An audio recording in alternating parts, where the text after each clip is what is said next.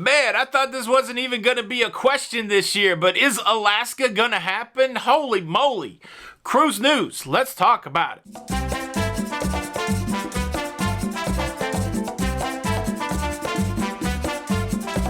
Hey, what's up, everybody? Welcome back to Lido, Loca. Welcome back to the show. Welcome to Monday, the 28th of February. Another month in the books, baby. Wow, this one went quick. But yeah, the 28th of February, it is a Monday. It is just 4 days until I embark on the wonder of the seas, and I am excited. But I got to hit you in the face with this big piece of cruise news. Alaska, a very popular cruise destination. I went there for the first time last year, and I loved it.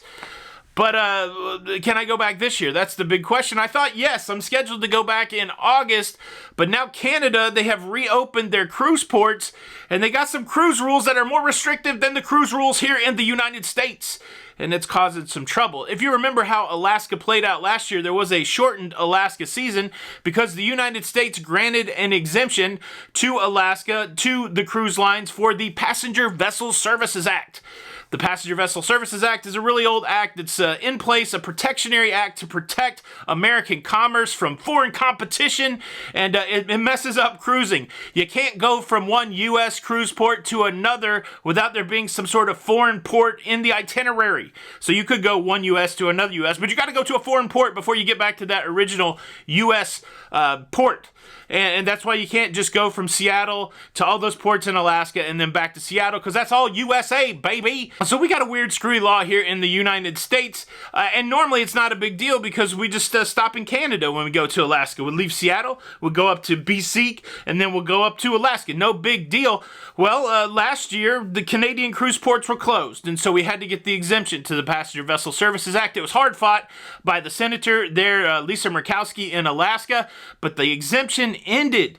It ended, I think, in February. It ended before the new Alaska season started, and now, bingo bango, Canada has come out with their new cruising rules, and guess what they want? 100% vaccination for crew and passengers, with very little room for exemption. Well, guess what the cruise lines are doing out of the U.S.? 95% vaccination. So 95% certainly not going to meet the 100% requirement for Canada, and that's got the cruise companies in the lurch. If you can't go to Canada, you can't go to Alaska unless you get an exemption to the Passenger Vessel Services Act. Now, the health department there in Canada said that they will have more announcements coming out soon. I know that the cruise lines are actively working with those folks in Canada to try to work it all out. But as it stands right now, the 100% requirement will not be met by cruises going to Alaska from the U.S. this year, because everybody's settling in on that 95% dealio, and this could cause a real trouble. Hopefully, the path is already paved for an exemption. Maybe Senator Murkowski can raise her hand again and say, look, we're in the same sitch as we were last year. Give us the exemption. Whew, I know Canada wants cruisers back. It's a big part of their economy, but man, it's they're going to have to change, because I don't think that they're going to change the 95% here in the United States. And just a reminder, it's the U.S. law that's screwing up the cruises to Alaska, not Canada's decision for what to do health-wise, but it does make that a symbiotic relationship where whatever happens in Canada does impact the U.S., even though it's the U.S. law that's making that symbiotic relationship.